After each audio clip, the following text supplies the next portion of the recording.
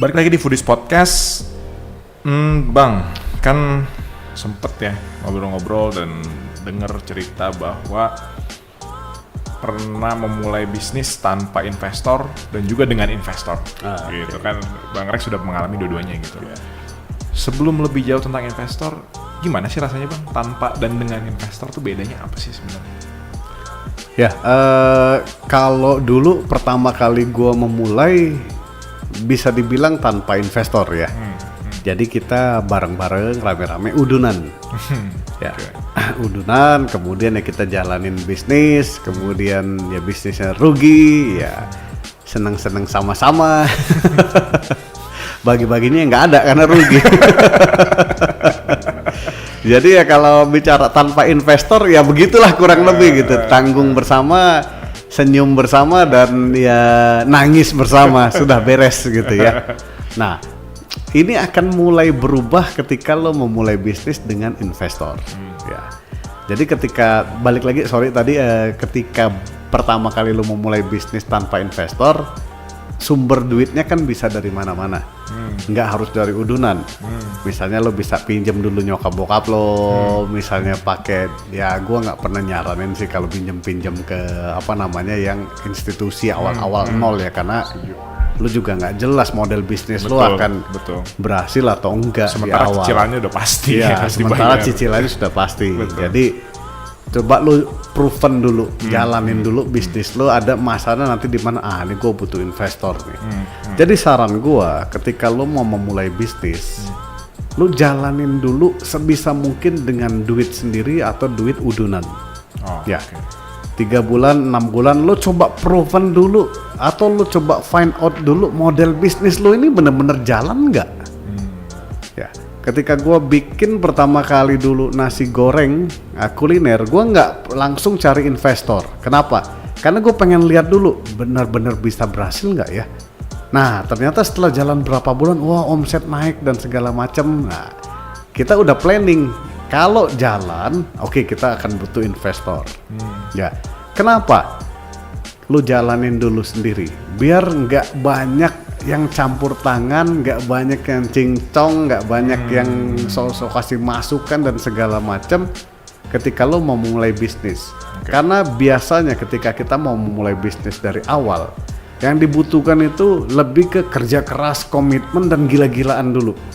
Ya, tapi lo udah pusing kalau nanti dari awal sudah ketemu investor, sudahnya investornya nggak ngerti bisnisnya, tapi karena dia taruh duit, dia banyak campur tangan. Lu harusnya gini, lu harusnya gini, lu harusnya gini. Nah, ini nanti ada disrupt mental kalau menurut gua ya, dimana lu bisa jadi sebel, lu bisa jadi kesel karena banyak campur tangan. Akhirnya nanti kalian ujungnya saling salahin. Ya. Lu sih banyak campur tangan. Antar investor ya. Antar investor dan yang kitanya yang ngejalanin. Betul. Ya, jadi di poin itu kita harus paham dulu kapan saatnya mencari investor. Jadi kalau mulai banget dari awal, saran gue jangan dulu cari investor. Untuk ini saran gue ya, tapi memang startup zaman sekarang beda model ya. Startup sekarang cari investor dulu, baru eksekusi bisnisnya gitu ya. Basically nggak salah juga. Ya, asal investor lu memang punya value added untuk bisnis lo. Oke, menarik. Ya, jadi contoh misalnya kalau lo mau bikin bisnis kuliner atau lo bikin bisnis e-commerce, kemudian investor lo adalah orang yang memang punya kemampuan dan sudah sukses di bidang tersebut, it's fine, no problem. Tapi ketika lo cari investor yang nggak nyambung, nah ini yang bikin nanti kepala lu jadi pusing, ya, karena dia ngasih sarannya juga nggak nyambung. Kemudian lu juga merasa apa sih, lu pengalaman juga nggak ada tapi ngatur-ngatur gue, gitu. Jadi both side, tinggal lu lihat awalnya emang lu mau ngejalanin pakai investor, cari investor yang punya value added. Tapi kalau lu bisa menjalankan dulu sendiri, proven bisnis lo dulu sendiri, at least misalnya 3 bulan, 6 bulan, atau 1 tahun, kemudian baru lo cari investor untuk growth. Nah, sejauh ini buat gue pendekatan seperti itu much better ya. Untuk gue pribadi ya. Tapi ya mungkin kalau teman-teman startup nggak akan setuju, khususnya di bidang IT, karena kan kita harus meledak dari awal, bakar-bakar duit dari awal untuk generate user dan segala macam. It's totally different. Karena gue bisnisnya ya bukan online, karena gue bisnisnya di offline. Jadi ada waktu. Nah, nanti ketika lo sudah punya investor, baru lo gunakan uang investor itu untuk mengembangkan. Ya, jadi gue lebih suka pendekatan investor itu masuk untuk mengembangkan, bukan untuk memulai dari nol. Ya, nah ini prinsip dasar gue untuk ngejalanin bisnis. Ya, of course tadi gue bilang ada pendekatan yang berbeda, khususnya startup bidang IT atau apa namanya internet lah, things seperti itu. Ya, nah nanti ketika investor ini udah masuk, tadi gue bilang satu, lo harus benar-benar lihat investor ini punya value added apa, punya tambahan nilai untuk lo apa. Sekedar duit atau dia akan ilmu, dia akan kasih koneksi, dia akan kasih channel, dia akan kasih supplier, dia akan kasih berbagai hal yang membuat bisnis lo bisa berkembang dengan lebih sangat cepat. Ya. Atau tipe investor yang cuman taruh duit. Nah, kalau lo ketemu investor yang pertama, lo harus banyak explore dengan dia untuk mendapatkan value manfaat yang besar tersebut. Tipe investor yang pertama ini lo nggak usah terlalu lihat duitnya, tapi lo lihat nilai di balik duitnya. Nah, tapi kalau tipe investor yang kedua, lo lihat duitnya, karena at the end dia tidak memberi value added apa-apa. Jadi at the end lo butuhkan duitnya. Ya, nah jadi perhatikan dua tipe ini, yang mana lo akan lebih cocok. Untuk awal-awal bisnis ya, dari pengalaman gue lebih prefer ketemu investor yang nggak terlalu banyak tahu tentang bisnisnya, tapi dia silent. Menarik. Ya, tapi dia silent. Tapi agak-agak risky ini, tiba-tiba dia nggak tahu apa-apa, tapi rese. Lo jadi pusing kalau kayak begini. Jadi investor ini unik ya, unik dalam artian kita itu nggak benar-benar bisa tahu dengan siapa kita dealing with sebetulnya. Nah ini yang jadi problem. Jadi kalau misalnya lo bisa menggali dulu siapa investor di balik ini lebih enak sebetulnya. Tapi zaman sekarang enak sih, sudah ada PE, VC yang seperti itu, yang which is track recordnya lo bisa cari tahu dari orang lain. Yang tidak tertebak ini individual sebetulnya, individual investor yang memang nggak ketahuan track recordnya seperti apa, orangnya seperti apa gitu. Apalagi kalau investor lo individualnya ya teman lo, nyokap lo, bokap lo, wah ini nggak ketahuan ini, kadang-kadang enak-enak tahu-tahu rese di rumah marah atau apa. Nggak enak. Nah jadi dua tipe ini ketika mulai sendiri mau pakai modal sendiri bisa, ketika mau pakai investor juga bisa. Tadi gue udah bilang, tapi ada waktu-waktunya. Ya kelebihan pakai investor ya kita bisa growth bisnis lebih cepat, tapi di sisi lain investor juga bisa jadi kerikil ya, karena mereka yang punya duit, mereka yang seolah-olah punya ilmu juga, ini nanti akan banyak ngatur lu ya. Jadi lo harus pinter-pinter kalau soal cari investor ini gitu. Itu tadi dari sisinya Bang Rex sebagai entrepreneur nih Bang. Tapi kan kalau saya lihat sendiri perusahaannya Bang Rex dan Bang Rex secara individual juga udah mulai nih Bang coba invest juga di beberapa bisnis kuliner gitu loh. Nah kadang-kadang kita harus coba dapat perspektif pemikiran dari investornya nih. Nah sekarang mau nanya Bang Rex sebagai investornya nih, kalau melihat bisnis kuliner tadi Bang bilang kan jangan dari nol-nol banget lah. Apakah ketika Bang Rex sebagai investor juga melihatnya seperti itu, harus yang sudah berjalan dulu atau gimana Bang ketika jadi investor? Apa yang dilihat dari seorang entrepreneur sehingga memutuskan decide untuk invest gitu? Kalau mengandai-andai ya, kalau gue yang punya duit dan gue mau invest ya dengan kondisi saat ini, satu yang paling gue lihat bukan bisnisnya. Apalagi kalau gue sebagai pebisnis kuliner, ini gue orang yang mau invest dan gue kebetulan bisnis gue kuliner. Ya. Kemudian gue mau invest juga di bisnis kuliner. Satu yang gue akan lihat adalah orangnya. Udah absolutely itu pemikiran yang kurang lebih sama. Kenapa? Karena gue punya experience di bidang kuliner. Jadi whatever yang istilahnya gue mau invest ke lo nih Andrew, misalnya.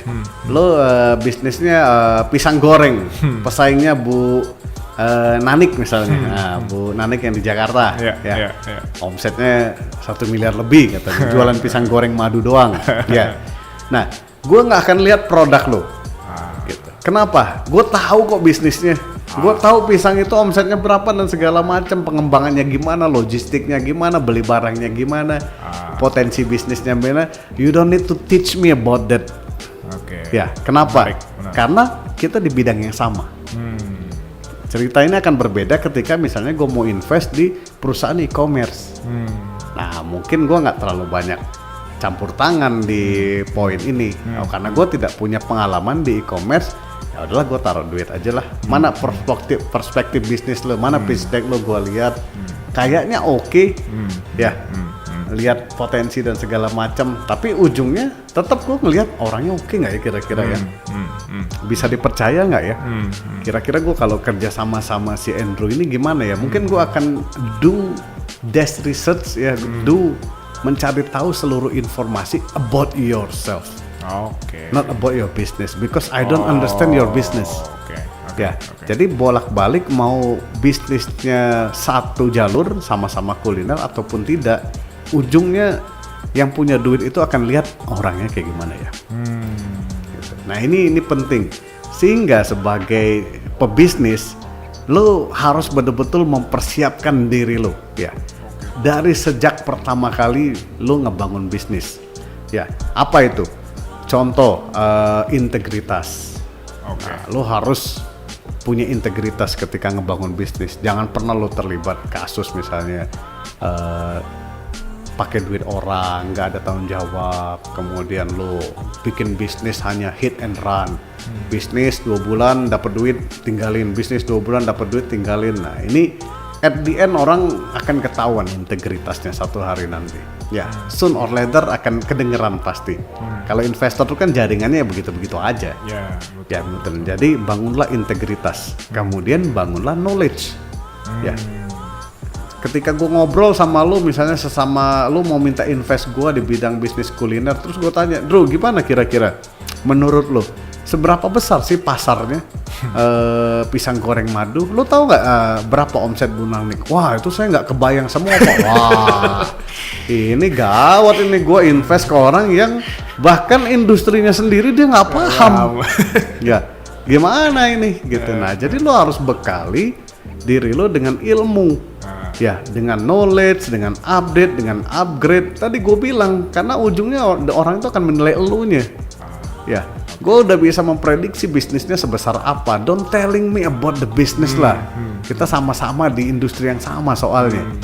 Jadi lebih baik lo bicara marketnya kayak gini Pak. Saya lihat positioningnya bagus nih kalau nanti kita seperti ini. Sehingga nanti kita bisa scale bisnis. Nah ini hal-hal yang pengen kita dengar sebenarnya. Ketika berhadapan, ketika mau taruh duit di sebuah bisnis gitu ya. Jadi orangnya ini paham nggak dengan apa yang dia jalankan, selain tadi nomor 1 integritas, berarti nomor 2 knowledge-nya. Ya, yang ketiga tetap di orangnya adalah seberapa besar nih komitmen orang ini untuk menjalankan. Nah ini sulit dinilai, sulit dinilai. Betul. Tapi gue simple ngelihatnya, berapa lama dia ngejalanin bisnis. Ya. Pak saya udah ngejalanin 5 tahun, saya udah berusaha berat banget Pak, saya bingung nih, saya udah belajar dan segala macam, masih aja rugi. Wah udah siap tempah nih. Ya 5 tahun rugi, terus belajar, keep update, ilmunya bagus, tapi keok wae nah, misalnya. Tapi secara mental, nah ini bagus nih orang. Kenapa? Dia sudah ditempa dengan penderitaan, udah biasa menderita nih. Jadi biasa menderita ini poin bagus kadang-kadang. Asal dia tetap belajar dan tetap upgrade. Nah jadi ujungnya itu yang dilihat. Abis itu baru lihat, oke, gimana bisnisnya? Oh bisa lah ini bikin 10 cabang, 20 cabang. No problem sebetulnya. Simple, 80% keputusan itu ujungnya, bahkan kalau gue 90% keputusan ujungnya gue percaya sama lu. lo punya integritas, lo punya ilmu, dan lo punya komitmen. Itulah yang membuat gue akan invest. Kurang lebih begitu. Oke. Terakhir Bang, tentang investor. Cara nyarinya gimana sih? Ini kan rasanya basic banget tapi sering kan gitu. Basic Orang-orang banget ya. Basic banget tapi orang banyak banget gitu. Bang Rex sendiri gimana sih dulu cara nyari investor? Kalau gue dulu pertama kali kenalan ya, karena kebetulan kenal siapa ya, gue ajakin aja siapa aja. Nah ini yang ngaco juga menurut gue. Ketika gue mau mulai bisnis ya gue ngajak aja siapa aja. Ini salah sebenarnya ya. Jadi teman-teman food trainer kalau mau mulai bisnis jangan asal ajak. Tapi ajaklah investor-investor yang tadi gue bilang ya berkomitmen, punya nilai tambah, dan juga bisa memberikan akses ilmu ataupun apa untuk lo. Caranya zaman sekarang udah banyak banget menurut gue caranya ya. Misalnya contoh, gue nggak tahu nih, misalnya di Foodies ID, mereka lo bisa kirim misalnya proposal lo, atau lo bisa ikut workshopnya, atau bisa ikut apa, di mana lo akan bertemu dengan mentor-mentor atau investor-investor yang cocok buat lo, yang memang dari sisi foodiesnya juga mungkin dia kan udah kasih list, dan mereka sudah punya list ini, list-list yang qualified dan potensial lah, seperti itu. Jadi caranya sekarang banyak acara-acara kayak Backcraft juga mempertemukan banyak visi angel investor dan segala macam. Jadi cari channel yang tepat saat ini. Jadi jangan sembarangan. Ya jangan sembarangan. Atau bahkan lebih canggih lagi zaman sekarang crowdsourcing ya. Nah canggih lagi sekarang crowdsourcing melalui online. Misal lu punya bisnis, kemudian lu butuh dana, kemudian diperantarai oleh aplikasi apa misalnya. Jadi banyak banget caranya.